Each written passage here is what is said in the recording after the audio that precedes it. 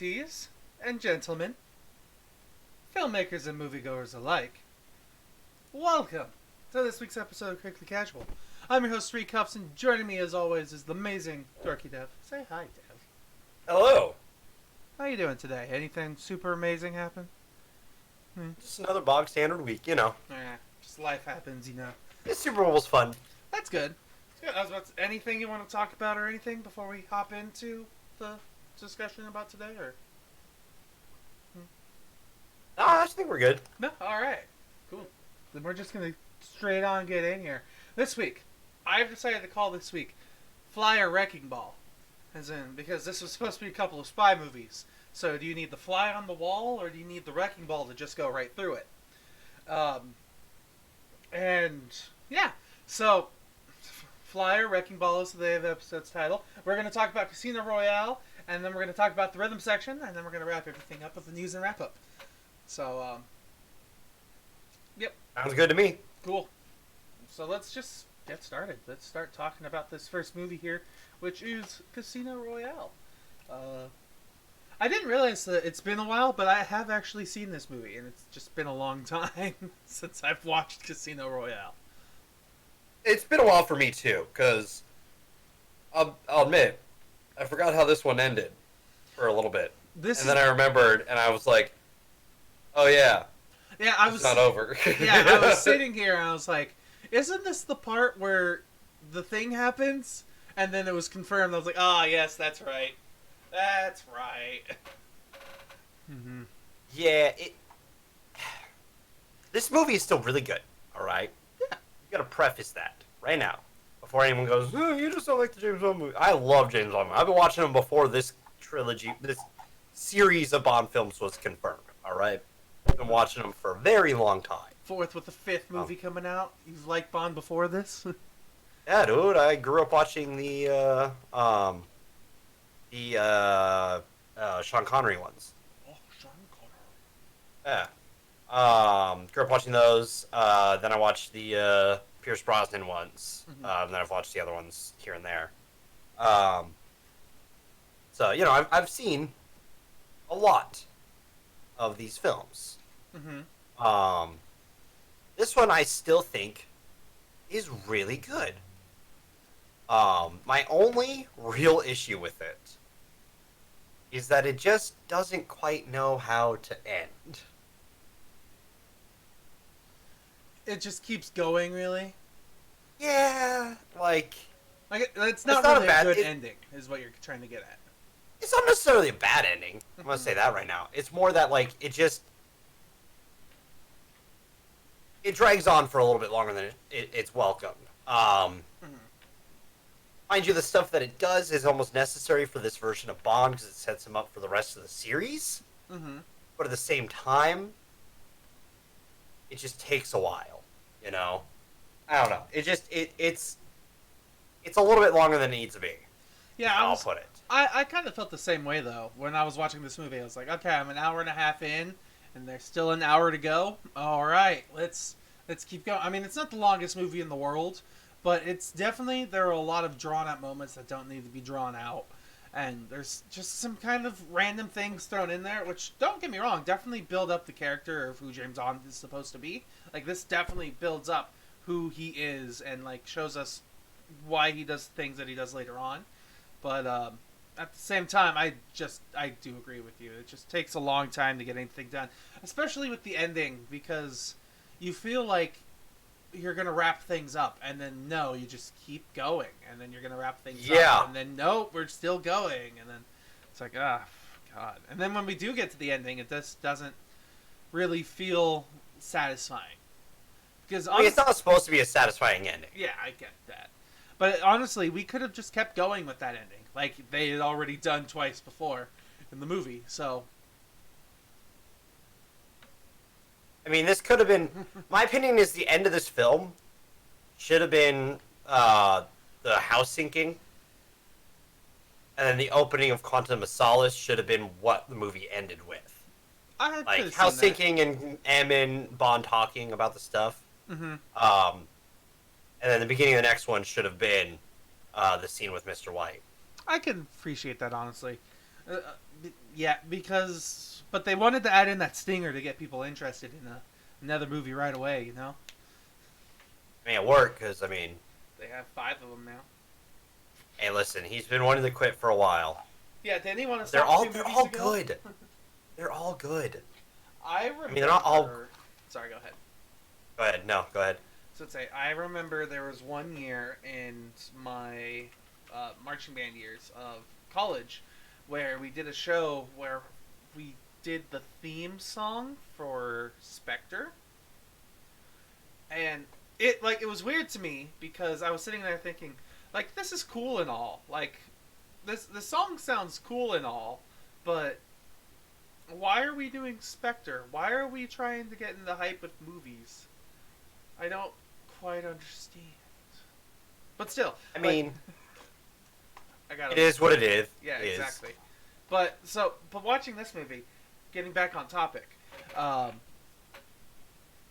I definitely enjoyed this movie. I thought it was fun. I thought it was entertaining. I definitely enjoyed how it added tension to just playing cards, and Yeah. like Well, go ahead.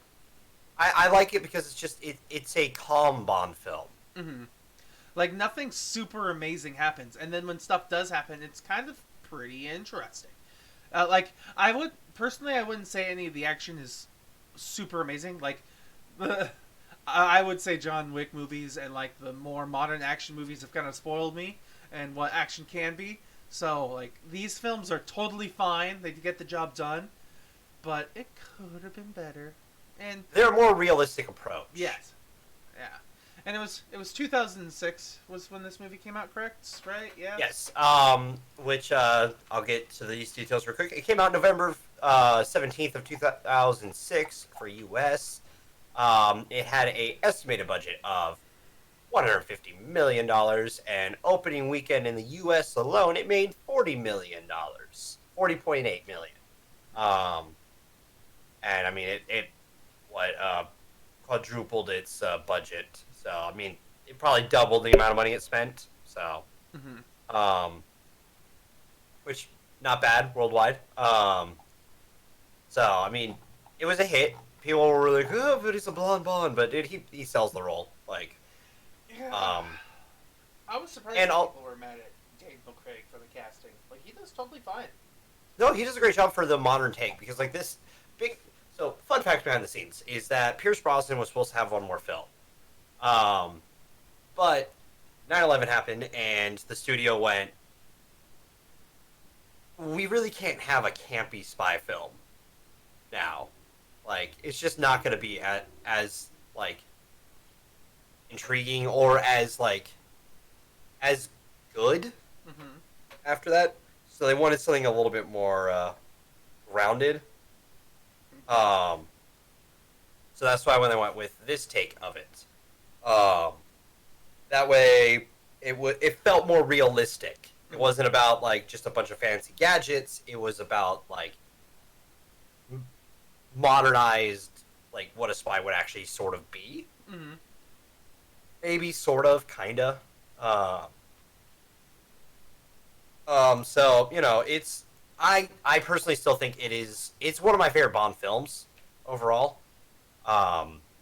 And I think it always kind of will be. It's just it does have some rough moments. But mind you, that opening, I think my favorite is the opening black and white. Mm-hmm. Oh. Awesome. Okay. And then the opening parkour scene. That, like, part of me seeing that parkour scene, I was like, this is really cool. But I was like, of course. Why does the one guy who's running away has to be a professionally trained parkour artist? Like, it was really cool to watch, and I was really entertained by it. But I was like, why can't these people who do illegal stuff be just regular humans? It was so cool seeing that. One of my favorite ones is the flat palmed jump where he both legs up, flat palmed off the table. Mm-hmm. Like he lion jumps, pretty much is how I've put it. He jumps through, and then the window. Oh yeah. The window is one of my favorites because you see the dude dive through that small window, roll through, and then camera pans back. Yeah, it just breaks right through the wall. That was part of the inspiration for the title, honestly. Like, I was like, he's very subtle, this James Bond. So I mean, it's in my opinion, it's a lot of fun. And in my opinion, it still holds up. Because this film could feel a lot older. But it because like the other Bond films, like if you go watch the other Bond films, they definitely feel old. Like they're dated to their time. Yeah. The only reason why this one feels at all dated is the phones. Like, seriously, that's the only thing I'm like, oh yeah, this is 2006. This is before the rise of smartphones. I was in sixth grade.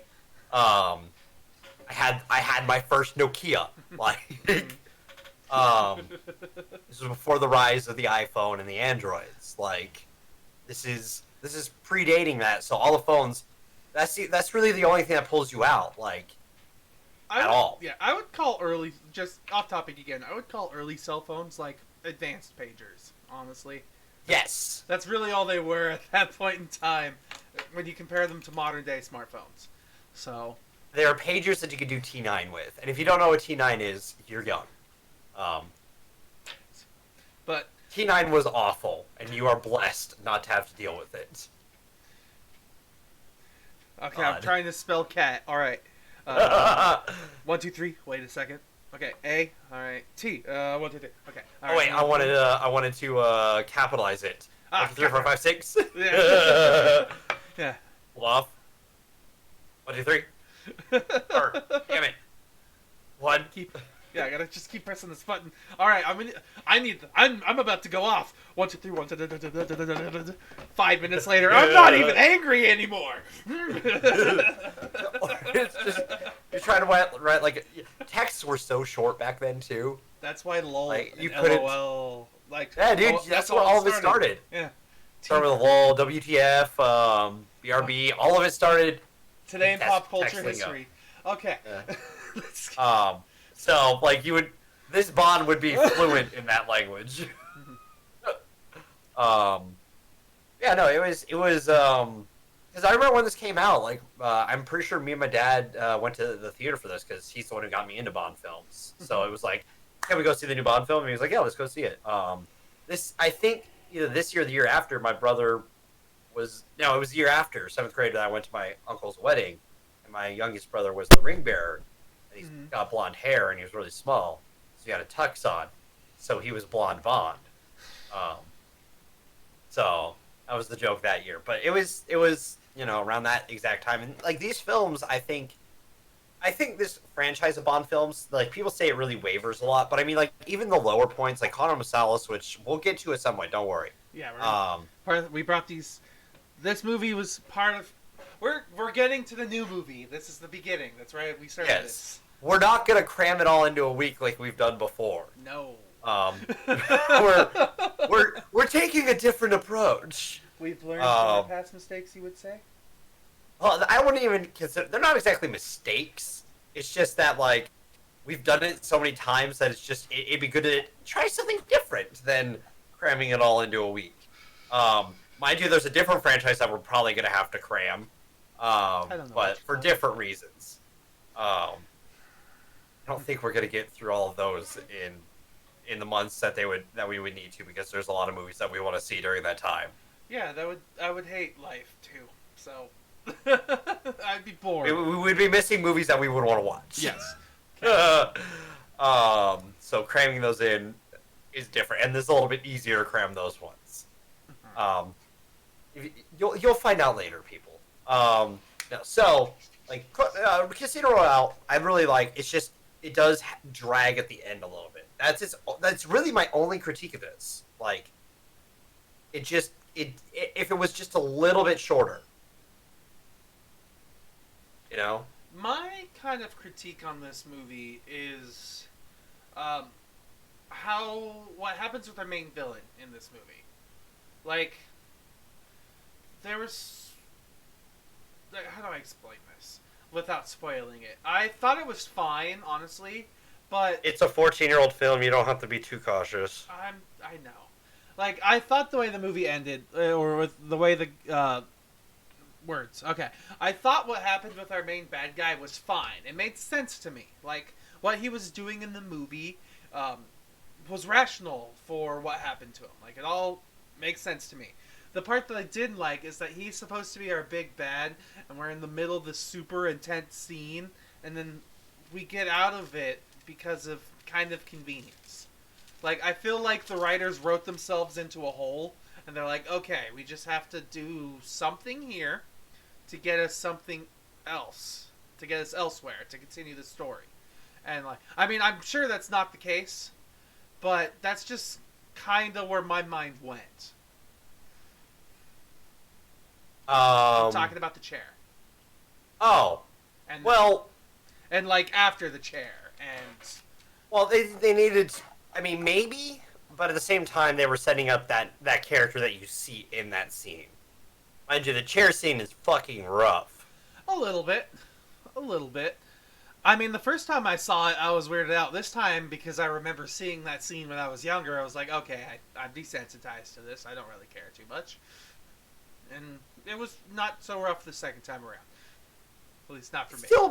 It's still rough because you know what's happening. Like... He was itchy. I don't know the problem.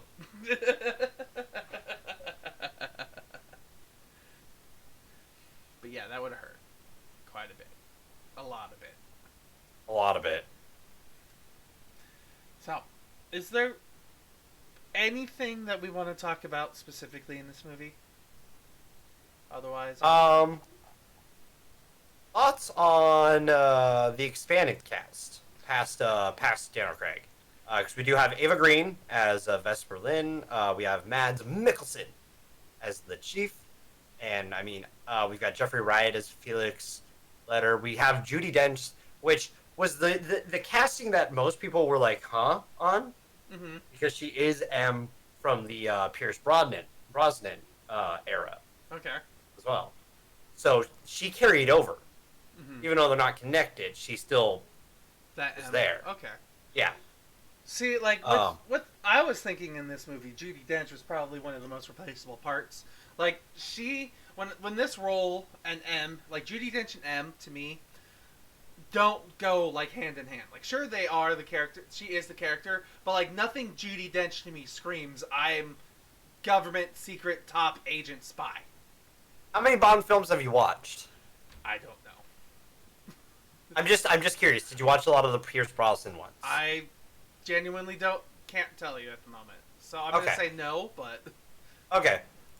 I have. So like Judi Dench to me will always be M, because she was M in the Pierce era, and she's been M through the Daniel Craig era.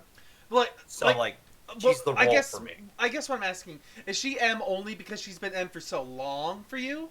Because, like, for me, when I see Judi Dench, I don't see the top secret super spy. I just see Judi Dench, the great actress, and I don't think she specifically brings a specific part to the role of M. If you see the older ones, M isn't even half as intriguing. Okay. If you watch, like, the Sean Connery and I can't remember who's after Sean, the other two, but like their eras M's aren't anywhere near as intriguing. They're more just like this one, I will say, isn't the strongest for M, but there isn't a lot for M to do in this one. Other than just the rest of this series, M gets much more integral. Let's say in this movie itself, M is just kind of a person who says funny lines every once in a while, and is occasionally there to help. Like, she's there once for Bond to, like, help rationalize his thoughts and, like, kind of support him a little bit. But the rest of the time, she's just a funny one. But also, this is because it's one. That's what she had a lot of those in the Pierce era. But also because it was an easy transition for her role. Honestly, it was a safer bet to go with her because she's established as M already from the Pierce era. So you didn't have to do as much with her character in this one. You wanted to focus on Daniel Craig's Bond more. Yeah. And I think that works because then when we go into the next one, when we do those next two, the relationship between Bond and M is more solidified. Okay. And we'll get into that more when we do the other Yeah. ones. I completely get that this is supposed to be Bond's movie. Like this is a James Bond movie. This is his movie, his character, and everyone else is a side character. But it's just like you're valid. You're valid. Yeah, in this. there's other things. I'm not saying you're not. Like Ava Green. I love how she portrayed Vesper, and sure, there could have been other people who have done it, but I just like the way that her just part of the way she said, just the way her face looked when the way she was doing her expressions and things, and then some of it I guess is body type, sure, because you kind of need that to do whatever the role needs to be in this movie, like a spy movie, but another part of it is just how she dominated the scenes with Daniel Craig. They worked very well together. While in the same instances when it's Judi Dench and Daniel Craig, it's sure Judi Dench is doing some funny stuff, but it's still Daniel Craig being the one in charge. I would say you don't necessarily have to see the Pierce Brosnan wants to get her character of M, or her version of M. But as you watch the next two, especially, you'll understand her M more, if that makes sense. Okay. Essentially, this is just set up, little tidbits for her, and a full introduction for Bond. Mm-hmm.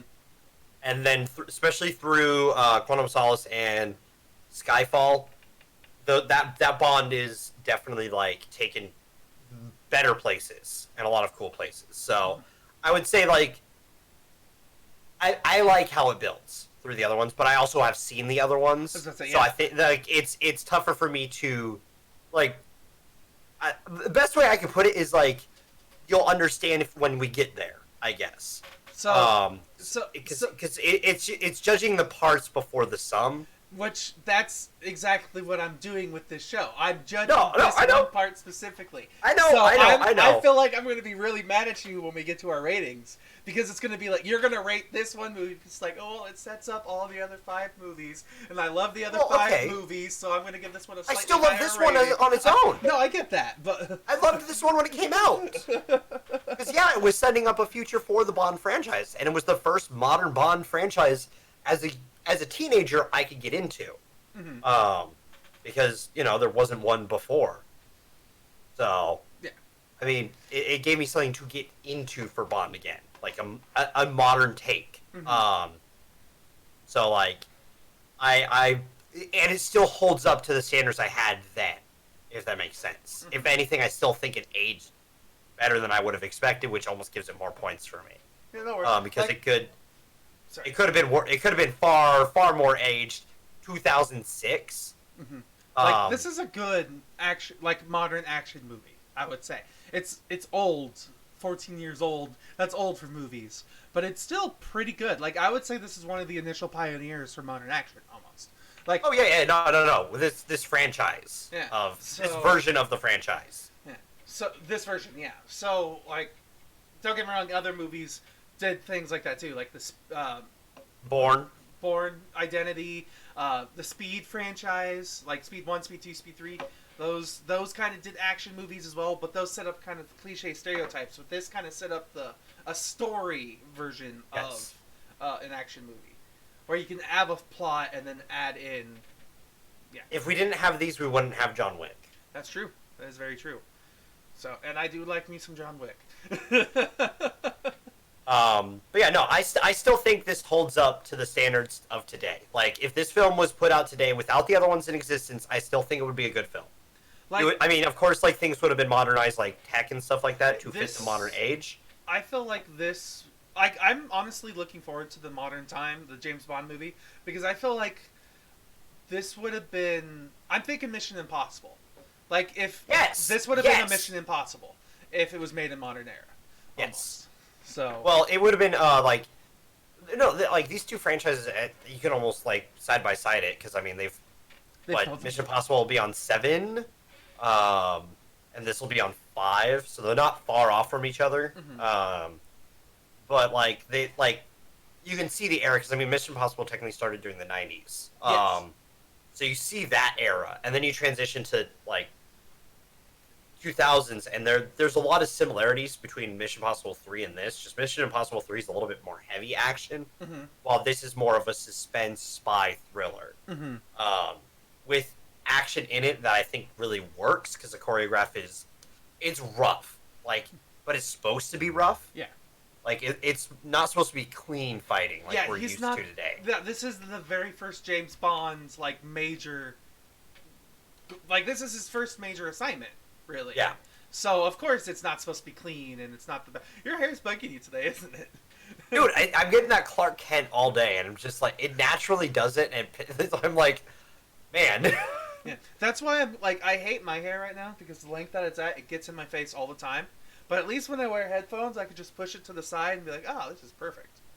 See, we got Emo Steve and Dev Kent over here. Dude, my off topic again. My hair on this side goes all the way down to my chin, but the hair on this side only goes to my ear, and I hate it. It's because when I got my hair cut, it was cut like here to here, so I could brush it this way, and it's just grown out still that way. So, yeah. And like it bugs me because I can't do anything. Like I want to put my hair back, so like I used to be able to part it down the middle and brush it back, but I can't do that because then I have this like weird off-center looking hairstyle, and then the hair doesn't stay in the right spots. So, cosmetics on Critically Casual. But no, this film I think still really holds up. The action's really good, the pacing's really good until about the end, like I've said. Yeah. And I'll still critique it for the end.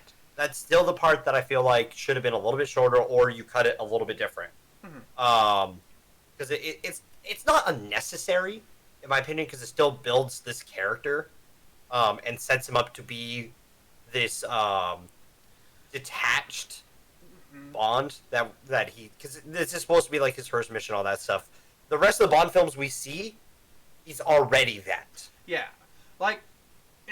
I would just call the ending bad storytelling, in all honesty. Only because the whole ending that we've had up until what we get is resolution. You get this is resolved, this is resolved, this is resolved, this is resolved. Whoa! Another thing happens. We gotta like whoa, and then that doesn't resolve, and it's like I would call the ending bad myself, but it's not fair. A terrible ending at the same time. It's just.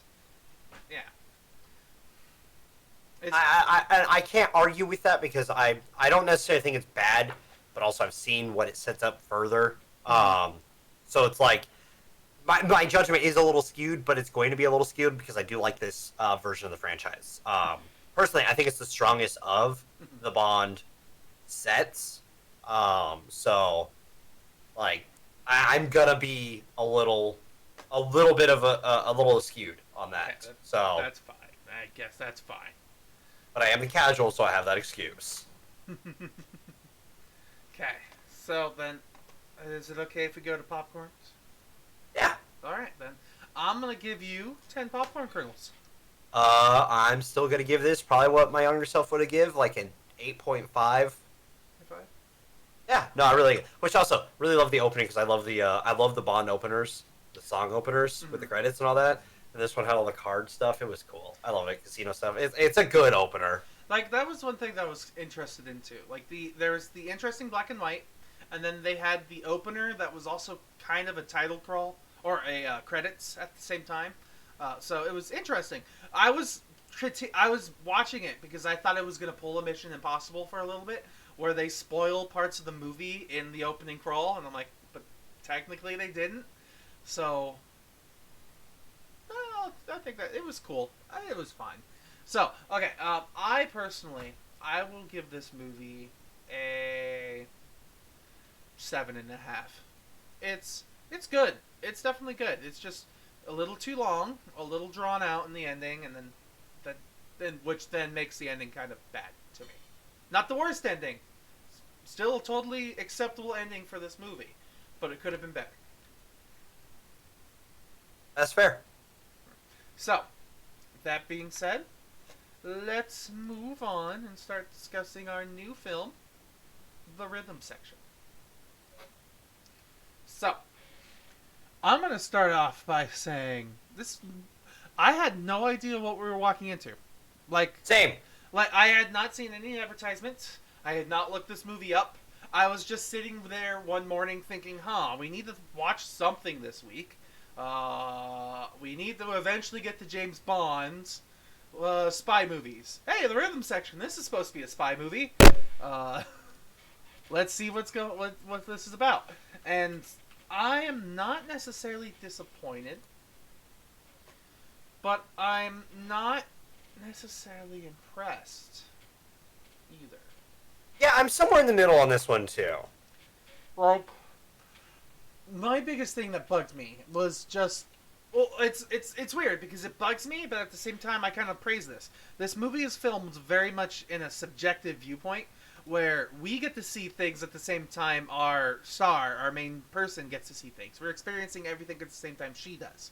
So, there's a lot of things that you can do with that kind of stuff, like just kind of cheeky, sudden jump scares, or weird, fuzzy cinematography that's always distorted because it's in a wide-angle lens that appears to be old, so it has the weird fringes around the edges. So, like, a lot of this movie is based on how she's seeing the world, and that kind of threw me off, only because I just didn't really like it. That being said, it makes sense thematically, because later on in the movie they stop using that technique, and it's just a lot more straight shots without the wide-angle lens, and it looks fine at that point. So it's a camera technique that they used as storytelling, but it was just off-putting in the beginning for me. That's fair. And then as we go on, the story itself is totally fine. The log line on IMDb is what? A woman seeks revenge against those who orchestrated a plane crash that killed her family. I didn't even know that until I watched the movie. So, like... No, I went into this as blind as possible. Yeah. I've seen a couple trailers because of going to the theater, you see a few trailers. I didn't even see trailers in theaters for this movie. I did. That's the only reason I had anything about this film. Like, I was like in the opening when they start saying who's in the movie, and it was like Jude Law. I was like, whoa, Jude Law! That's a pleasant surprise for me. Oh, look at that! I like that guy sometimes. So, it was cool. I also thought it was interesting because this is based off of a book, the rhythm section book. That being said, it was also adapted to a screenplay by the guy who wrote the book. So okay, yeah, that might be. He should have been an advisor. Okay, so gotta go into it real quick. It is Rhythm Section was released January 31st, 2020, with a budget of $50 million. Opening weekend U.S. it only made $2.7 million back. Which is only open in the U.S. so far. So it hasn't hit worldwide audiences, so that's all it's made so far from a weekend. So we'll see more as it goes on. And it was directed by Reed Monroe. Writers are Mark Burnell, and it was written by Mark Burnell. Yeah. It's the writer of the book, so... yeah. All that little information for you. Go ahead. Yeah. So... I was watching this movie. I thought it was a little slow in the pacing. I didn't entirely like the opening, and then how it jumped us back, and then so that's just storytelling. Let's just say storytelling in this movie I thought was subpar, because we can get into that a little bit more in spoilers.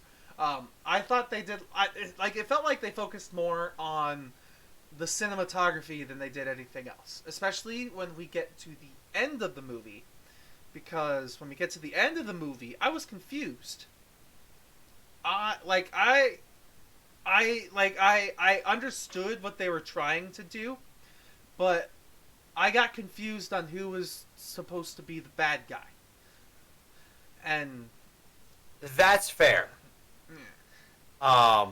So, and especially because I had someone in my mind who I thought, and I still think, would fit so much better as the bad guy in this movie. So, same person I'm thinking? Probably. Did he play a bad guy in something else recently that we... Yes. Last year? Okay. Yes. That we reviewed? Okay. Reviewed and ranked. That's my hint for the audience. Yes. um. So yeah, no, like I can agree with that one because the way it goes, it doesn't quite fit. It doesn't feel as natural, Hmm. but at the same time, it still does make sense. I don't know, like this film. It's not. I will say, acting wise, I think this movie was acted awesomely. Like Yes. everyone felt really good in this. Blake Lively killed it in the role Hmm. of Stephanie Patrick. Jude Law is extremely entertaining with this crass CIA guy. Sterling K. Brown, always good to see him in anything because he's smooth as fuck in everything he's in. He shows up in the scene and you're like, yo, this scene's gonna be just kind of chill and we're gonna have some fun. Yes, Hmm. but he can also turn it around on you and you're like, shit. Which goes to show how powerful of an actor he is. Hmm. And yeah, no, like, and all those side characters that we get slightly introduced to, I think, do a good job of just being either slimy or not. So yeah, no, it's definitely interesting. And I think it doesn't. I'll say this: it didn't feel like it was an hour and 50 minutes. It did feel way longer. Yes. It's it's weird. This movie felt long. It felt like I was expecting more based off of what like the pay. I'm jumbling around myself. It felt long because the tension was slow. It was a slow story that they build up because they kind of have to explain everything that's going on in this movie. If they don't, they're going to leave us behind. Um, Especially because they don't really give much context sometimes. Like they'll be like, "We're here, then we're here, then," and the storytelling is done through some flash forwards and flashbacks. So Yes. if they just kind of let things go, it could be complex. Like this isn't the hardest. I'm making it seem like I don't understand how to watch a movie that doesn't have consistent timelines, but like this It's movie, not done as effectively as it should be. yes, like it just feels like it's done for flavor rather than for anything important, and the what we end up building up to at the very end doesn't really matter much. It feels like a book. I can give you that because that's what it is. It was just a book Yeah. adapted for a Um, movie. it wasn't as much of an adaptation, but I feel like this is how the book reads, is the flashbacks, and that works in a book story. Um, and not to say flashbacks don't work in a movie, but you have to do them different than you would in a book. But these flashbacks or flash forwards feel like how a book would do it. Hmm. Um, and I think that's where we run into the issue. Um, because it's not really adapted; it's turned into a screenplay Hmm. more directly, which doesn't work when you're adapting a book into some form of other media.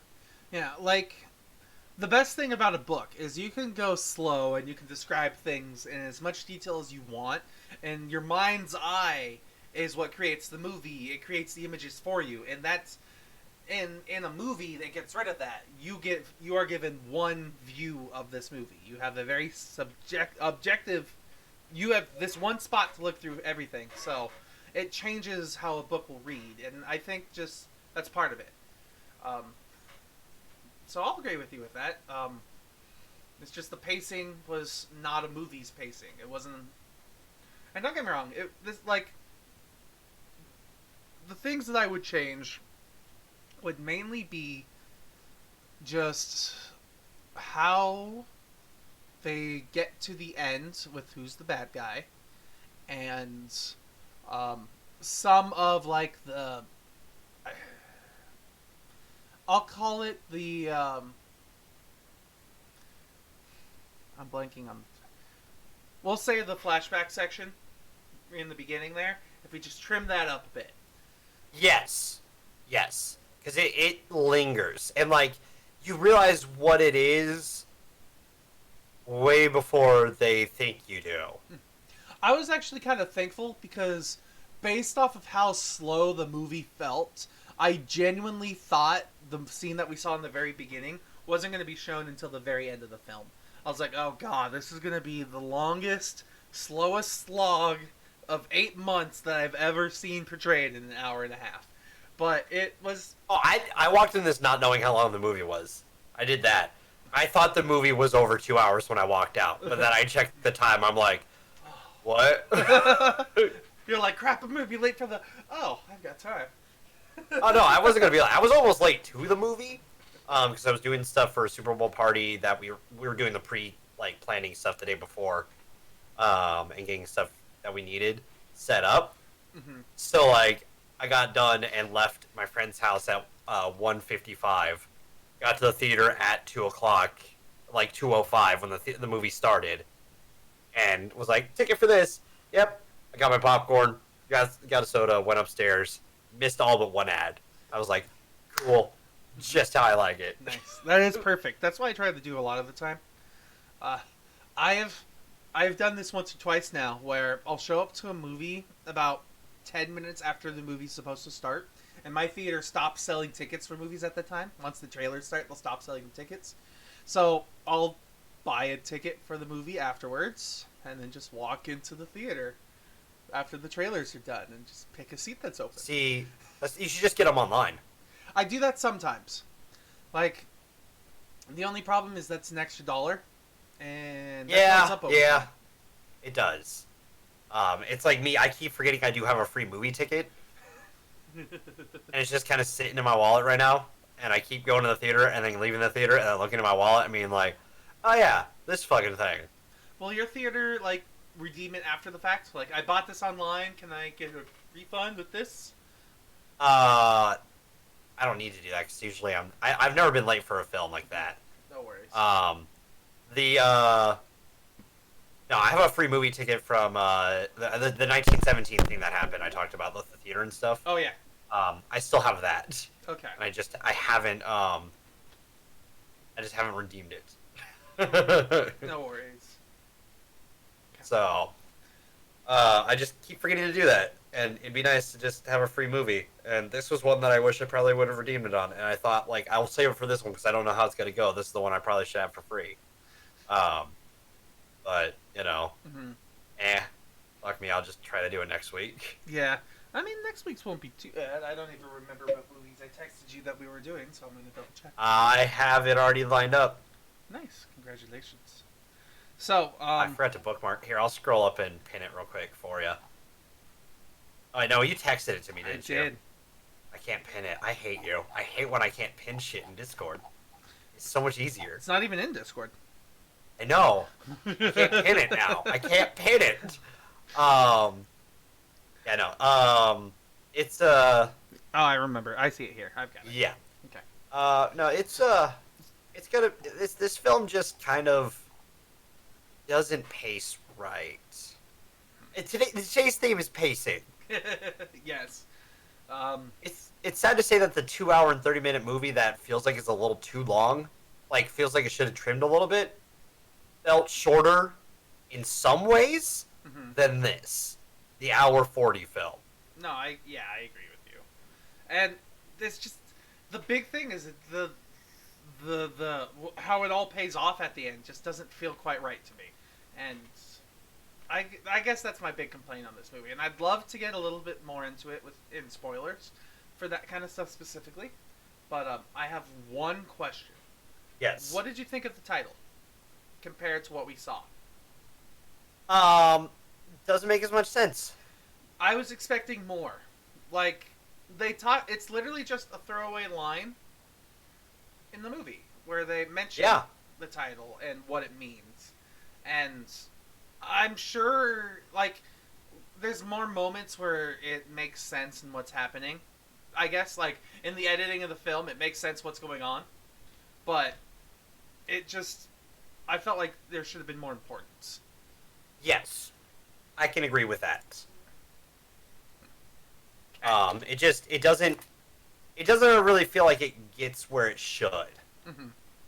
Because the title is, I don't want to necessarily say it's misleading. No.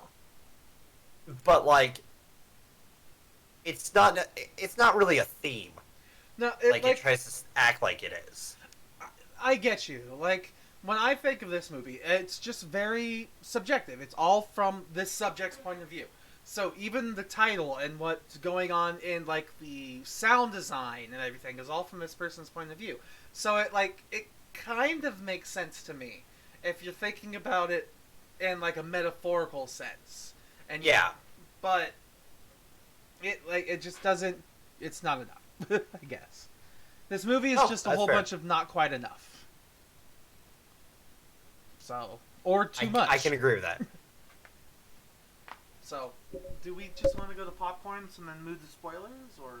Well, I ask you about this on every new film. How'd you think about the cinematography? Oh, I kind of mentioned that.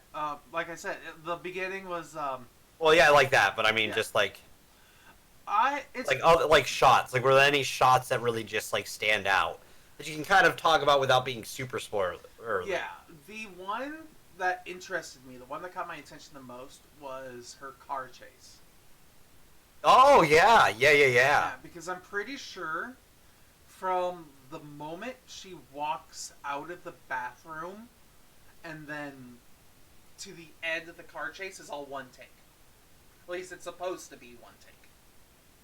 You know, I don't think you're wrong. I think you're right. Mm-hmm. And that's. I'd be interested to see how that was filmed. Yeah, I believe it is not all one take. Like there's the like invisible cuts when things brush in front of the camera, and a lot of it's done with the problem of it being really pushed in closely on her. So it's supposed to be like the tension of her feeling in the scene, but you get it's just all one long take as she's driving through different towns and going around different turns, and they have like different views of different parts, and like it's pretty interesting for sure. What's that movie where children aren't being born anymore, and then finally someone's pregnant and they gotta save her, and it's got like the coffee shop blows up in that movie, and it's like a really crazy scene. Like he walks out of his coffee, he gets the newspaper, and then it blows up. You know the movie I'm talking about, right? I do, but I can't remember what it's called. It reminds me of that scene in the car, though, with like the soldiers and like the chase and the people, because it has a bunch of invisible cuts in that film. Mm-hmm. And it's a beautiful scene because like it's so well shot that you don't notice the invisible cuts so well. This is also another one of those that like I didn't even think about it, but there was like there was no noticeable cut scenes. You know what I mean? Is it Children of Men? Yes! Okay. Thank you. I knew Children was in the name. I just couldn't remember where it was. So, no, it reminds me of the car scene in that. Like, the things that made me, like, the parts that I liked the most about it were, like, towards when we reached the cliff and you could see the car that's chasing her in her side view, and, like, there are moments when you could, like, see her fear as she's just driving through the town, and like it's all really cool. But at the same time, it's just like I feel like they thought more about that rather than the story and the ending. Yeah, that's fair. Like that is kind of what it feels like. So yeah, I mean, I'll give you your popcorn now. There's not much more we can add spoiler-free section side. So. So with this movie, I would give it probably just like it's not quite a middle of the road film, but it's not worth a 6. So I'll say like a 5.5 maybe. Yeah, let's say 5.5. It's like I'd probably show scenes of this movie to somebody and be like, "Hey, check this out. This is pretty interesting." But I probably won't watch this movie again. I'm gonna give it a 6 just because it's and this is also, I mean, me and Steven have slowly unspokenly been trying to kind of, I feel like, change how we rate movies a little bit. Like our average hasn't been trying to be like, oh, C is the average. We're trying to make the other numbers mean something a little bit, I feel like, because like if it's like above, like in my opinion, it's just above average. Which if average for us is 50, yeah, I think it's just above average, but it's not like it's not leaps and bounds above average. and it doesn't really do anything groundbreaking. So like a 6 for me is where I'd put it. Yeah, I'd say that's about the same spot. Like, this is just a totally acceptable movie. Yeah, it's like, an acceptable movie. Like, I feel like I feel like this is probably somebody, like, I don't know who made this. Who is the director for this movie again? Yeah, Reed Morano. Reed Morano was a cinematographer. Camera. And she did directing in *Handmaid's Tale*.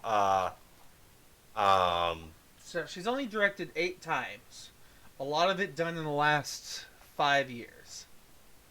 All of it done in the last 5 years. A lot of it done in the last 3. But she's done a lot of cinematography, which shows in this film because Yes. it is really well shot. Yes, I'd say that's the best part of this movie is how it's shot.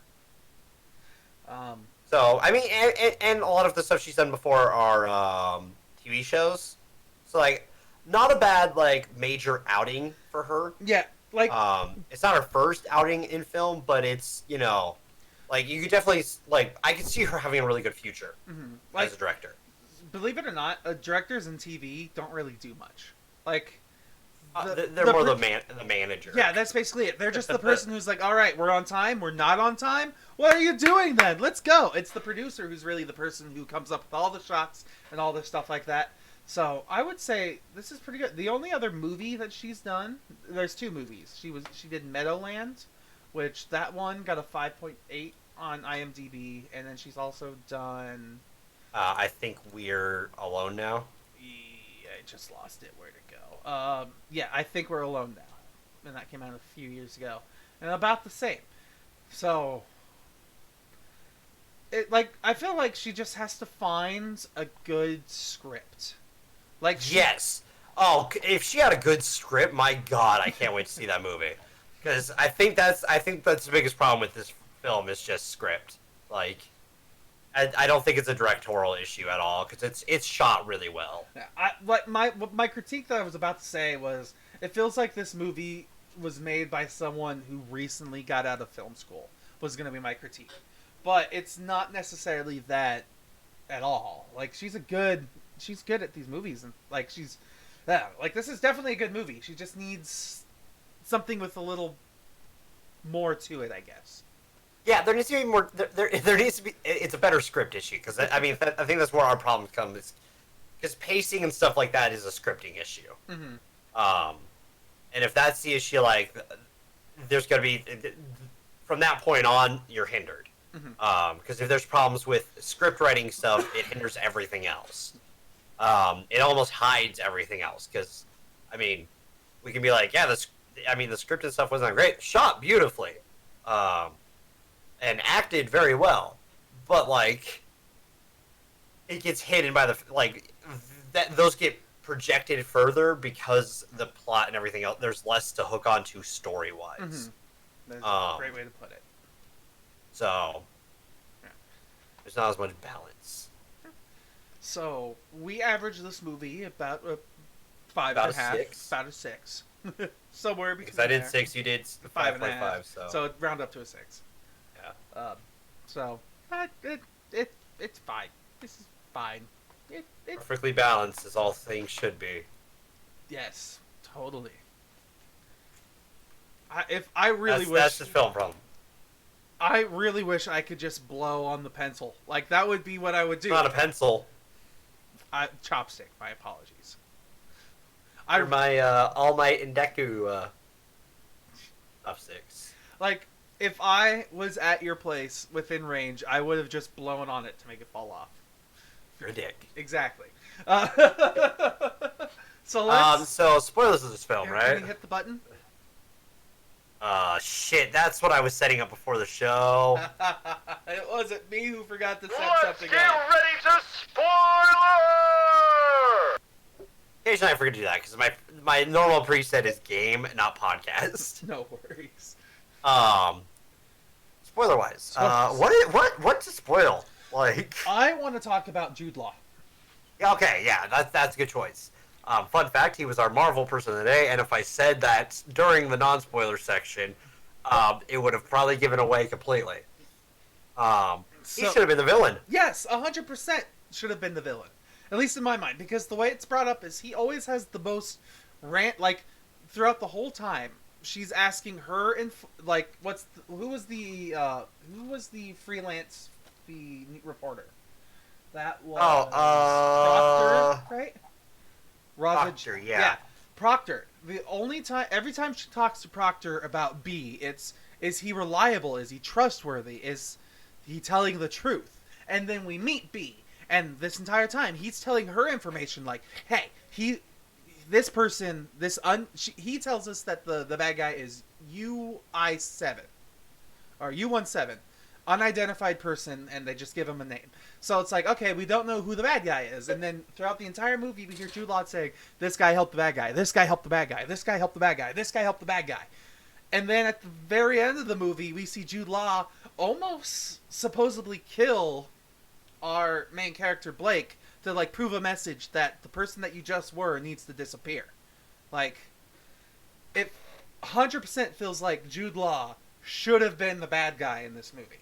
And they just, either they needed to change it to make it seem like it was a win for her when she killed Mark Serra. Yeah. And like, I feel like they kind of changed it. Like, I'm gonna look this up right now.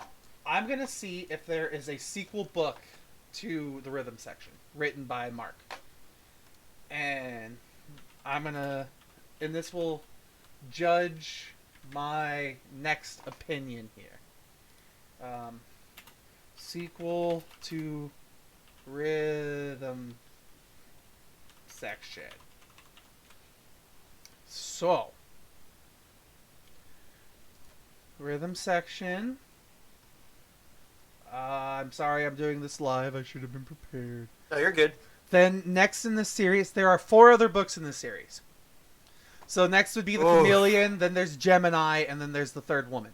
So what I was going at is, it feels like that they started this movie with Jude Law being the bad guy. And they thought, you know what, this is too much story in one movie. We'll take Jude Law being the bad guy reveal and put it into a sequel with one of these other movies. Well, the problem is, I don't even think he's a bad guy. I think that, like... He's a spiteful guy. Yeah, he's not a bad guy, he's neutral. You know what I mean? I'll get that. I get that. I could see that, I guess. It's just... He plays for himself / trying to get back with Queen and Country. And it's fun that his way to get back into MI6 is to train a hitman. Whatever works. Guess so, yeah. So, like, that was the part that really bugged me. It's because, especially at the end, where it's like, okay, she's no longer listening to Jude Law because he killed 2 children. And the whole entire time, she can't bring herself to kill people with kids because she doesn't want to put the pain that she went through on somebody's kid, on somebody else. Losing a father, losing her mother, losing family members. She doesn't want to do that to somebody else. I feel like that's kind of like the main point for her character. And then Jude Law kills some kids, and then, of course it was an accident, but that still drives her away from him. And then from that point on, the story gets confusing, because we're in love with Sarah, but then he's our next victim because B says he was, but then Sarah's actually supposedly the bad guy, and he's telling us to kill a guy we know is a nobody, but we kill the nobody anyway so he can reconfirm that Sarah is supposed to be our bad guy. I mean, the nobody needed to die because he did, you know, he's the reason why a lot of the bad happened. Yeah, he's the murderer. He had to die at some point in this movie. Yes. But they tried to make him the big bad.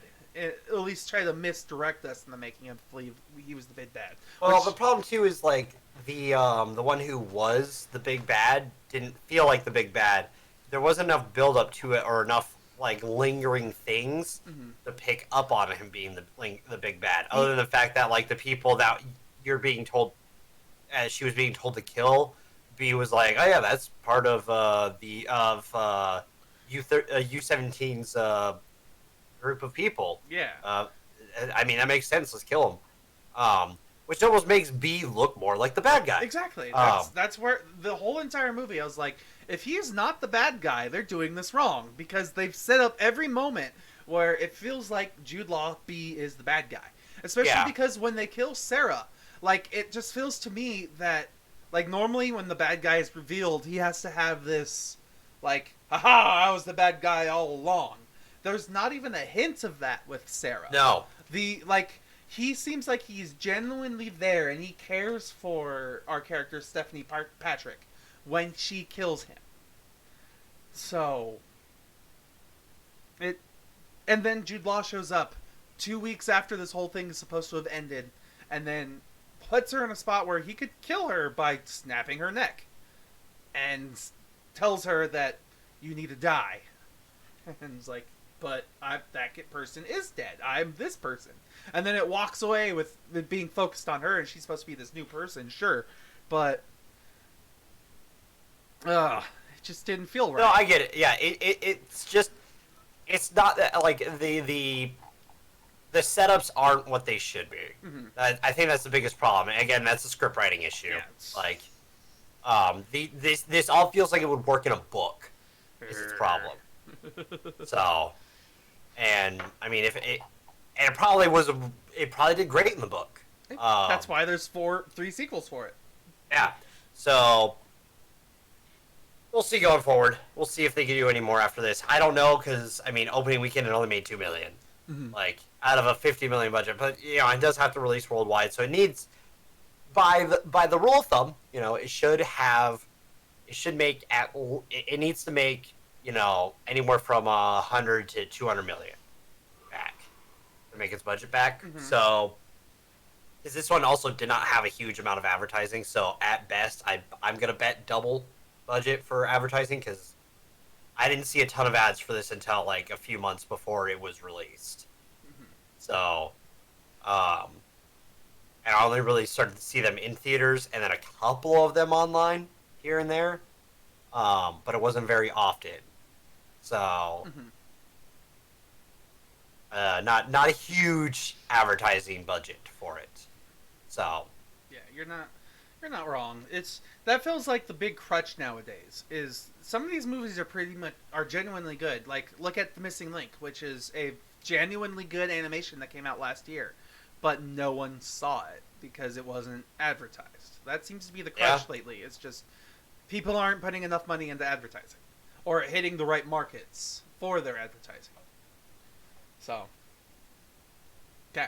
That being said, I don't really know what else to spoil. I just really wanted to talk about how much Jude Law made me mad. How he wasn't the bad guy. I'll let you go off. Just How long do you think you need? No, you let me go off. I got what I wanted to say. Basically, it was fine. Oh, okay, cool. But that was the whole thing that I wanted to say. So. That's fair. And that's really the only major spoiler thing we can talk about, because there's not much to talk about in this film. Because, I mean, other than, like, really good acting and really good cinematography, and the music's good. I gotta say that, too. I don't remember the music, but it was good enough to, like, it created tension, and, which is important to a film. Like, your music doesn't necessarily have to be memorable, but it needs to be able to fit the scenes. Yeah. That's the more important thing. As long as I can remember the music being important during those scenes, for tension, like, sound editing is just super important for that stuff. So, like, it had good that. Again, I think our only major problem is just the script writing wasn't what it should be, and so the movie just doesn't ever feel like it's going to work. There was one moment in this movie, I don't remember where it was, but I genuinely jumped in the theater. Oh, I know a part, because someone next to me jumped. I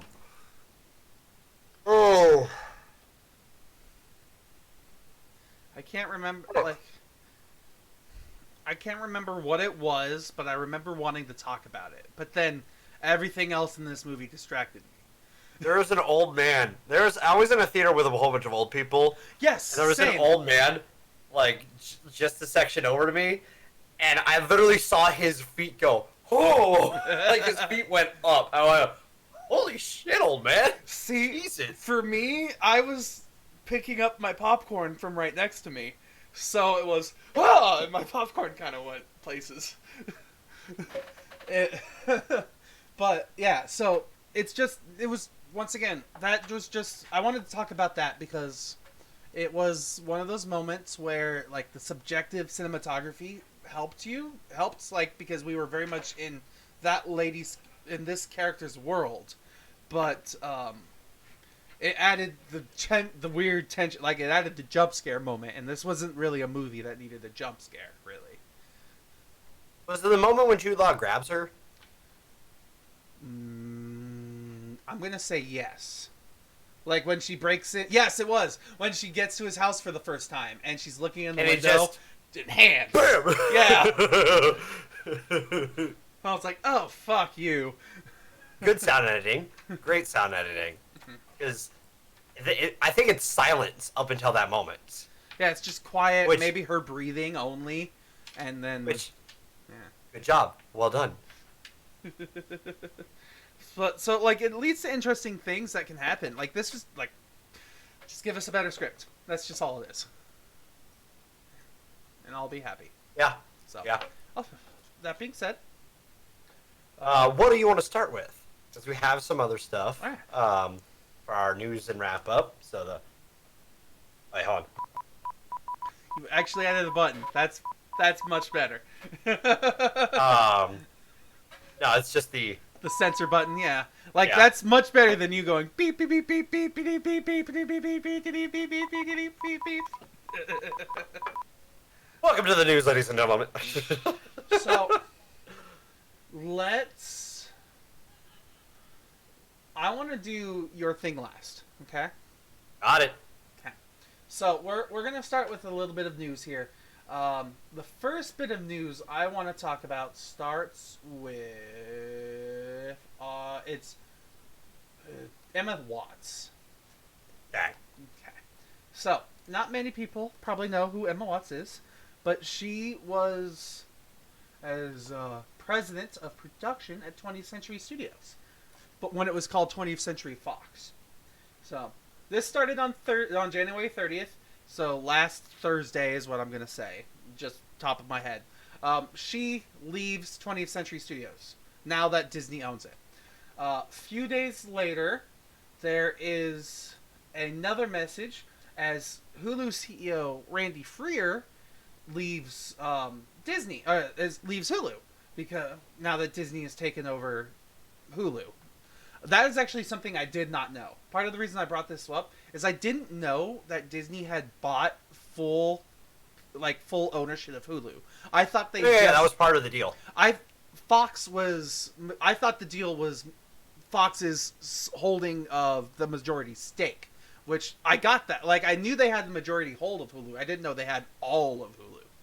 So. Pretty much all that Fox kept that they wanted to keep was news, sports. Yeah. Like, I didn't know Hulu was owned by Fox. I thought Hulu just owned the majority of the shares, making them, like, the main chairman. No, Fox bought that, and so when Fox traded everything, that was part of it. Yeah.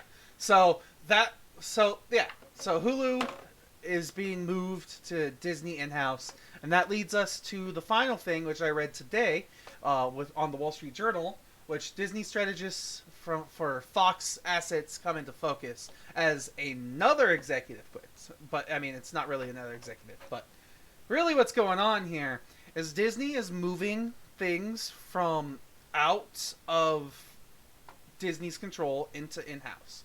And I'm not able to read the whole story on the Wall Street Journal right now because it's wanting me to create an account, and I'm not going to do that. But it basically boils down to what Disney is doing is they're culling the staff. They're starting by getting some, like, these high-ranking staff members, like Randy Freer and Emma Watts. We're going to have a lot of their responsibilities taken away. They were going to be a lot lower in the chain of commands in the production of these movies, and they decided instead of being in a lower role, they were just going to leave. Yeah. So I mean, I don't blame them. Yeah, So. I don't blame them because they've worked all these years and they've done some, I'd say not the best movies. They've had some decent movies out there on both sides, in Hulu and in, like, 20th Century Studios. So, being told that your movies aren't good enough and we're moving that away from you kind of sucks. Your face as the hair just snapped back. Quite hilarious to me. I'm sorry. But yeah, what's happening is just they're taking away a lot of the responsibilities of current executives at the companies that they're assimilating into Disney. Yeah. The reason Which, I mean, makes sense on both sides. Exactly. They're trying to get rid of as much spending as they can so they can streamline the production of their movies and not waste their budget so they can make more movies. Sure, but I'm on both sides of this argument. Like, it all makes sense to me. Like, they don't need all these people now. They have a totally managed movie making machine as is. So they don't need another whole new machine. They just need to kind of assimilate some of the parts, and then they can move on. Pretty much. So, but at the same time, it kind of sucks. Like, a lot of people have been complaining that a whole bunch of different industries lately are losing jobs, and this is one of them. Another one I hear about is the game industry, where people are losing their jobs a lot, and it's just what's happening with entertainment these days, man. It's all getting simulated into one place. Disney and Google.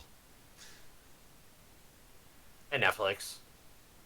It's the streaming wars, dude. That's what we're at right now. So there's just, it's complete. What was the world of entertainment needs to change to fit the new world going forward. So you're going to see a lot of this. Mind you, they're probably retiring with tons of money in their pockets, so don't feel bad for them, because they're probably going to be fine for the rest of their lives through their grandchildren's lives. Probably. Yeah.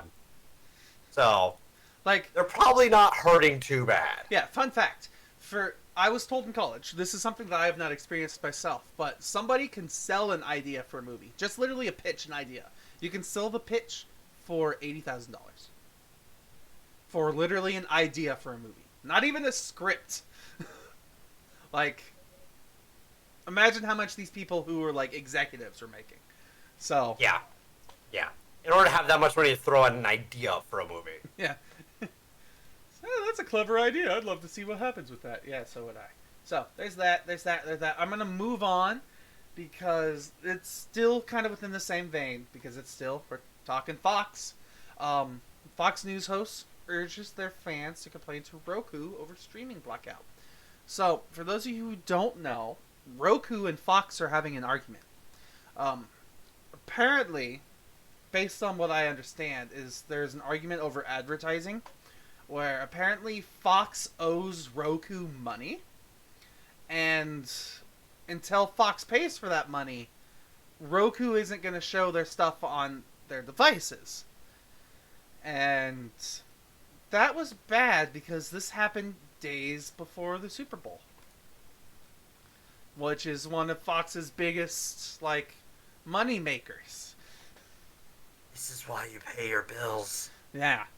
So, yeah, Fox News, Fox Now, and Fox Sports, along with a couple of other Fox properties, were removed from their service.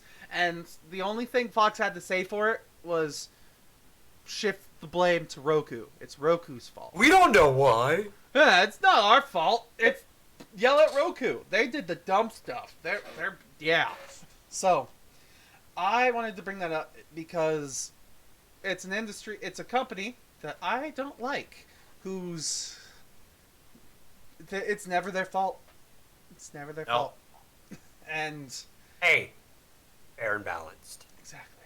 So yeah, just pay your bills and you wouldn't lose. Don't be a dick. Yeah. You wouldn't lose a whole streaming platform to show your stuff on. Okay.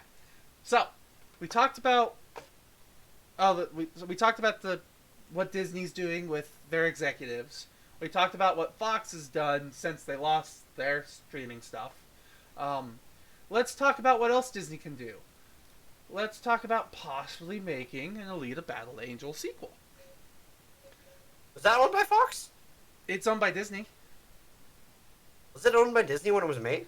I don't know. But according to... it was part of 20th Century Fox. Okay, it was Okay. finalized. It was one of the ones. Okay. So yeah, it is now owned by Disney. And the reason I bring this up is because I recently started looking around on the internet for other movie reviewers. I wanted to start hearing how other people critique movies, just to make sure I wasn't the most biased person in the world. And I'm not, believe it or not. I've heard some more biased people out there than me. There are some very biased people out there. Trust me, I've been watching a lot of other people's opinions on stuff, and there's some that I don't agree with, there's some that I do. But also, my review style is very different from anyone else who critiques films. Yes. And I like to pride myself in that, and that's how this show works. It's why it so works. We might yell and scream at each other because we're so different in how we critique things, and still end up on the exact same fucking score. It's stupid and irritating sometimes, because we're like, we've had this long, drawn-out discussion just to end up both at a 5.5. We both were disagreeing on this one point, and we agree on the score. Fucking damn it. Because we look at films from a very different angle. Steven looks at things from a more technical standpoint. I look at things from a more entertainment standpoint. Which is why it works, because critically casual. It's in the name. So I like seeing other people's opinions on it. The video you sent me the other day, I really enjoyed. So yeah, even I thought it was interesting. That's why I sent it to you. But the reason I brought this up is I remember watching this movie in theaters. I feel like we didn't give it the greatest review in the world. I think what our big thing was, we enjoyed the world, but it felt a little flat character-wise. Yeah. So I bring this up because I find a lot of critics like this movie. A lot of the people that I've been listening to have put Alita Battle Angel in their top 10 films for 2019. And I don't know how. They tell you why, but I don't quite get it. And these critics are some of the people campaigning for a sequel to this movie. I mean, I still think a sequel for this movie would be good. I agree. I'd be interested to see a sequel to Alita. One review I saw for it talked about, I can't remember which channel it was, but talked about the fact that I think the problem was that it stayed a little too true to the source material, to the anime. Not the manga style, but like, and all three are almost interchangeable for a lot of the stuff. It almost stays a little too true. So it's not, and it's not a bad movie. We said that. We're like, this isn't a bad film. It's just that it doesn't really do a whole lot, and then it ends with the sequel bait. Which, if you get a sequel, works. And you could then judge it on the sum of its parts. But as an individual, it doesn't quite do. There isn't enough. There isn't the other stuff to go off of. I think that's one of the things we critiqued. Was that like there was a lot of world building. There wasn't a whole lot of character building. I think is what we critiqued the most. I could say that. I could agree with that. Like, and I actually, like, I ended up buying the DVD, the digital Blu-ray for my dad, and I ended up watching some of the like, special features and things and the bonus stuff. And there's a lot to the world that would be genuinely amazing. Like, the what's his name here? Robert Rodriguez, the director,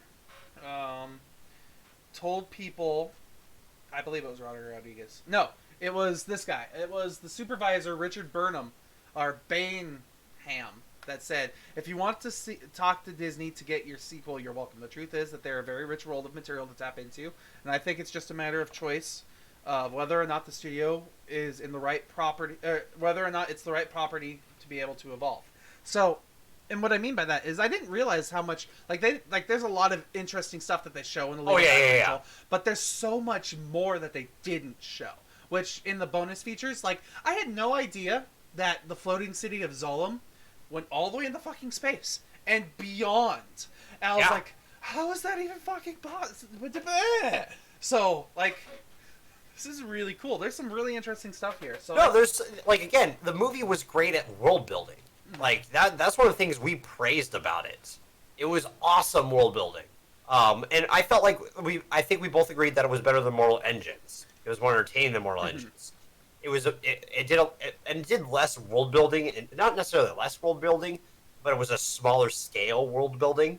than what Marvel Engines did, which did make it feel more personal. It's just the character didn't really. There wasn't a whole lot of evolution for the character in the film, at least from the adaptation. I mean, if there's a sequel, I feel like that first one can stand higher with a sequel. But on its own, it still makes critics' top 10s list. Somehow. Well, I mean, honestly, for 2019, it might still make our top 10 list, because 2019 was kind of rough. I was also just thinking that. I was like, well, now that I think about it, 2019 had some pretty great movies, like Avengers Endgame. But it also had some hot garbage, like Cats. Oh, boy. Christopher La Llorona. That was one of them. And there was a lot of hard garbage last year. That was rough. So, like, there's some pretty high highs, but a lot of mediocre and less. Yeah. So, that maybe, you know what? We might have to do that one of these. Our top 10 2019 movies for each of us. Now that just into February? Yeah, now that it's February. It'll be a YouTube exclusive. We won't make an episode of this out of it. We've got to do our job here. Damn. Man, I wanted to make one of these weeks easy. Just kidding. Come on. It's us. What do you expect from us? That'd be too easy. We get away with ranking weeks. Come on, man. That's true. Okay. You don't have to really review. It's just like, we'll put this one here. I haven't seen this movie Making yet. fun of us. I mean, I'm making fun of myself too. It's okay. I haven't seen this movie yet, but I'm going to say it's worse than this movie. So, Dev wants to start doing trailer reactions. They're usually going to be movies that, I have a lot of interest in. And I don't. Steven either doesn't care or wants to see the movie, and maybe he'll watch one of the trailers, because he's inevitably going to see it. So, this movie... I'm sorry, I'm moving things for a second just to see how it looks. That looks fine. Okay, so this movie is... I mean, it's pretty easy to read. We're watching Fast and Furious 9. We're watching the trailer for Fast 9. The Fast Saga. Yeah, so I'm going to count... I'm going to say 3, 2, 1, play. And on play, I'm going to hit play. So, Got it. We're just going to go through our first reactions here. And then maybe we'll dissect a little bit. We'll see. Alright, ready? Everyone who's watching with us on the count of play. Ready? 3, 2, 1, play. I used to live my life a quarter mile at a time. But things change. I'm a father now. I will always be in your heart. Little Brian, I have a gift for you. Your daddy gave me this. Yeah. No, I'm gonna give it to you. It's very special. It's for protection from what's coming. God. Alright, Dom. What's next? How fast you are. Okay. Oh, it's so over the top. I can't wait. Oh, hey, I caught you, even though you were hit off a motorcycle in midair. John Cena! Caught up to me. Been a long time. Yeah, he's from Vince's past. From Dominic Toretto's past. Assassin. High performance driver. Who is he? Just wait, dude. I think it's so cool. Jacob is Dom's brother. You hold Yeah. to be faster than Dom, She's from me, by the way. smarter than Dom, So stronger than Dom. that's why she's in this. But could you kill him? Because I'm ready if you are. There's nothing more powerful than the love of family. But you turn that into anger, there's nothing more dangerous. Maybe this is the end. I can't wait. You know I'd ride to the death with you. And Mia's back. Which makes me wonder what happened to Brian O'Connor. Let's get to work. Please tell me that's not a Pontiac Fiero strapped to a rocket engine? Impressive. I know. No. No, that's not impressive.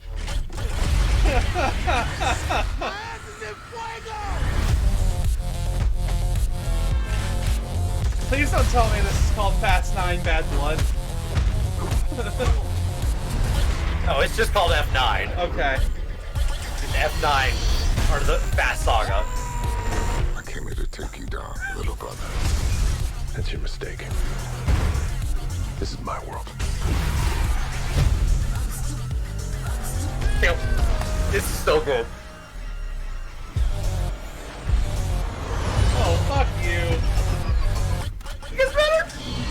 Alright, fuck Magnets! you. They got a magnet plane? Wait. Hold on. Tell me you're not It gets thinking better. what I think you're thinking. There's no bridge. Oh, hell no. Oh, fuck you. So much fuck you. I can't wait. Just from that. I don't care how impossible this franchise gets. I love it. It's just so stupid. And then this. Surprise. Nice clubhouse. Han's back. Han's alive. Han's alive.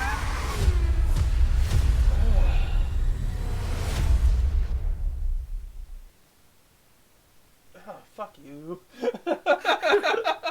Dude, this is a franchise you can't really be critical of, all right? Because the moment you allow your criticism of film to intercept it, you take the fun out. Trust me. I know, the first thing I thought when he was, alright, he's gonna drive off the thing, he's gonna wrap himself around, I was like, well, whatever's holding on is just gonna fucking fall off and they're dead. I know. No, that's immediately what my critical brain thinks, but the rest of me's like, that is so stupidly over the top, I love it. It's perfectly Because no other franchise would think, you know what, this chain from the bridge is still left. Let's literally pendulum swing the car. It's so over the top. And it's, you know, that's not even the end of it, too. Like, I know! my guess from where that goes is they're gonna pendulum sling, they're gonna somehow detach and land on top of the spy plane with that's magnetized, so... Okay. I can't wait. Which, by the way, this was the franchise I was hinting at that me and Steven will probably have to rush through just so we can get our own little ranking list, because ranking lists are fun. I enjoy our lists. Yeah, they're not bad, honestly. Like, going through these rankings. It's just some of this stuff here. Like... I can't wait. The one thing that caught my attention was... the car catch? Yes. Was that... John it's a Cena? suit of some sort. No, I think it's based off a build. I want to say it was Finn. I don't know exactly where it happens in this. I thought it was earlier. 1213 or 113. Yeah, bald back. That's Vin. That's Vin Diesel. Unless it's Jason Statham, and he just shows up randomly in this. See, my first thought was as soon as I saw this car crash, which was... Yeah, that's Vin Diesel for sure. You can go frame by frame on YouTube, by the way, if you didn't know that. Frame by frame. Ha ha ha. So, the first thing I saw when I saw this was, oh, so this is how they add Hobbs and Shaw into this, huh? Like, this is the bullshit. Look at this bullshit right here. The wheel can't even hold this weight, but Vin Diesel can. Who cares? Like, I'm sorry. You don't need to care. Stop caring. I care too much. I know. Let's see. So what do you think happens here when he's surrounded by people, getting his ass beat? Who helps him? I don't care. I want to see the film. I'm not gonna take any guesses on it because literally, this franchise is one of those ones that, like, surprisingly, it is good at throwing twists at you. even if some of the twists are thrown into the trailers, like Han being alive. Like, yeah, I feel like that's if they try to draw that out at all, if they try to make any suspense like Han's still alive, that's gonna suck because they ruined that in the trailer. Yeah, they don't need to draw out that suspense. Because the film will throw other crazy bullshit you didn't think would be possible in the Fast franchise, and then it happens. Like Rocket strapped onto a car. Yeah, which if you look at the scene, if I remember correctly, there's no headlights. The guy who's got the big ass grin next to Tyrese with the little get up on him. I believe if I pull him up, it looks like. Why is he wearing Marty McFly's jacket? Because it's a reference. I mean, they're both wearing Marty McFly outfits. If you didn't realize, like he's got like sort of almost kind of what Doc was wearing. It's a nod. All right. I was about to say the first thing I saw when I saw the first thing I thought when I saw that was that DeLorean, but they're like, nope, that's not a DeLorean. If I remember correctly, that is Lucas Black who played Sean Boswell from Tokyo Drift. Okay. So we're going to Tokyo. Why do they need to race a plane? A jet. See how fast it goes.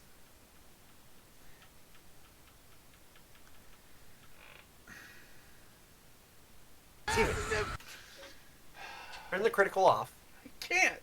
Turn the fun on. I get that fun while being critical. You don't sound like you're having fun. You sound like you're in pain. Sometimes pain's fun.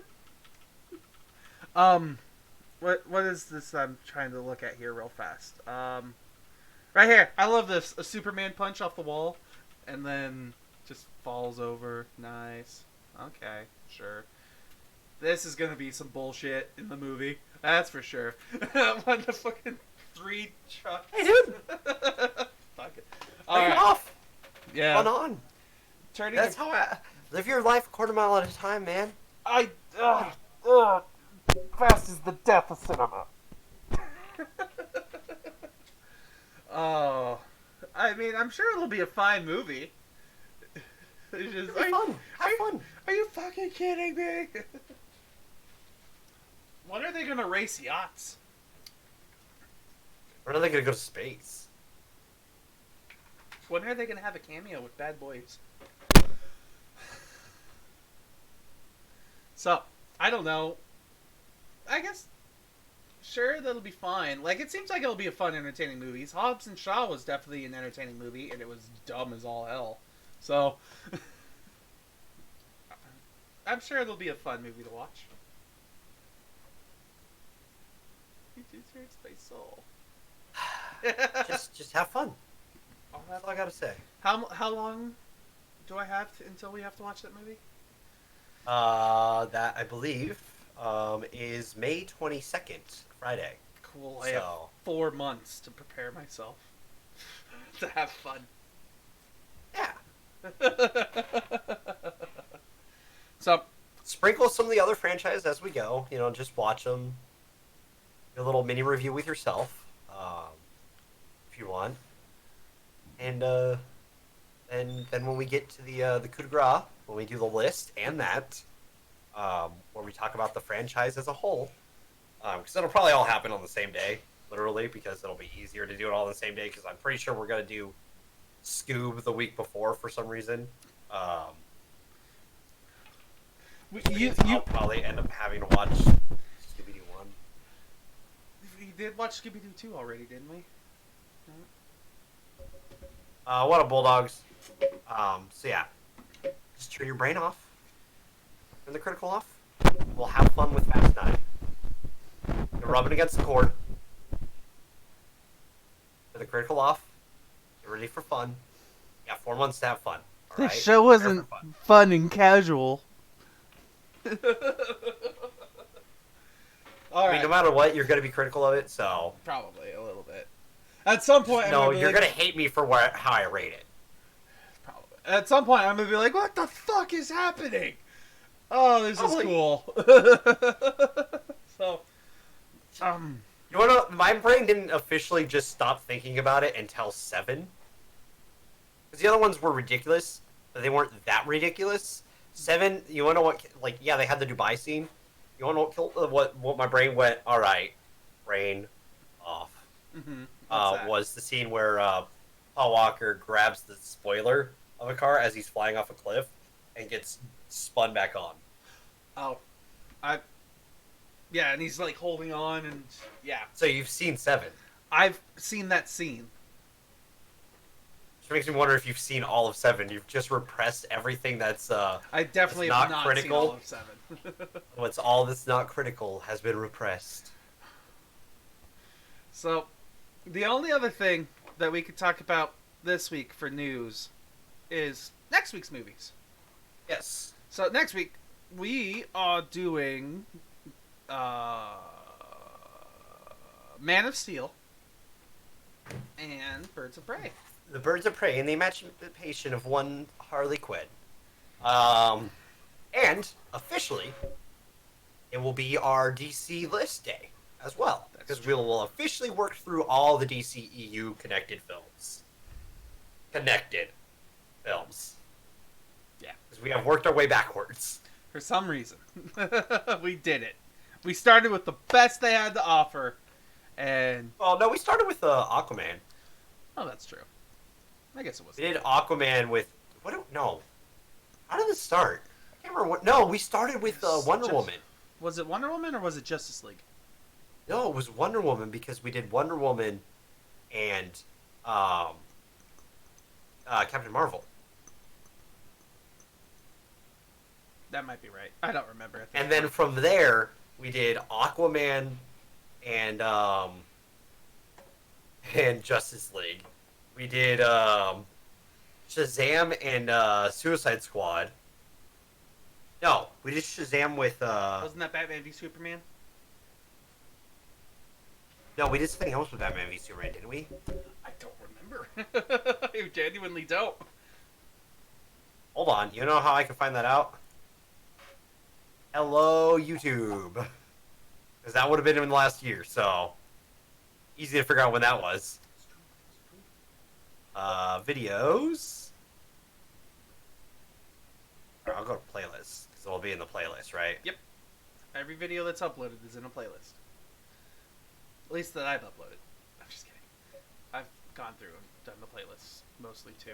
I haven't uploaded again. It's been a while since I've been remembering to upload again. So it's coming up soon. I'll do the mass drop of all the critically casuals from the past like 3 Another weeks. DC week, which was... oh, no, that was DC animated week. Another DC animated week. Sorry. We've had There DC will be and blood. DC animated.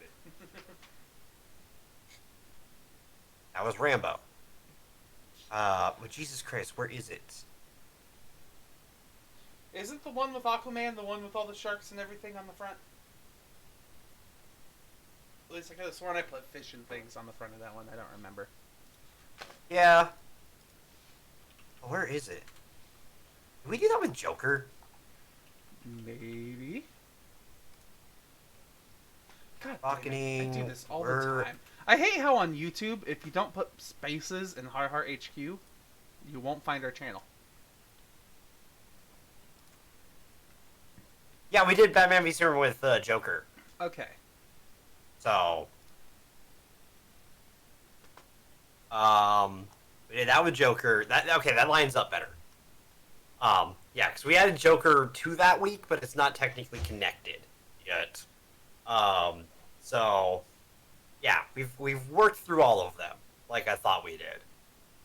We did Suicide Squad with Shazam, Batman v Superman with Joker, and then next will be the last one, Man of Steel, which is the first one, but it's the last one we're reviewing from the past, with the newest one, Birds of Prey, and the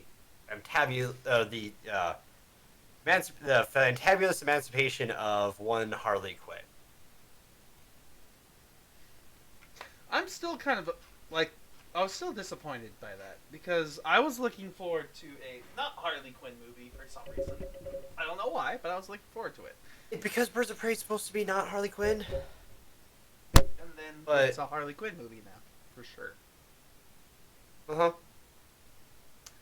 So, No, I'm not gonna fight you on that because, no I judgment. agree. I guess. but her character's gonna sell tickets, so It's Margot Robbie. Of course, it's gonna sell tickets.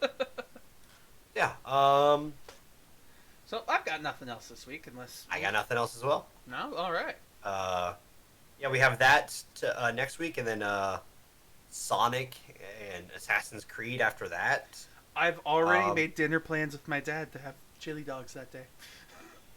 And then Call of the Wild with what did we decide with that one?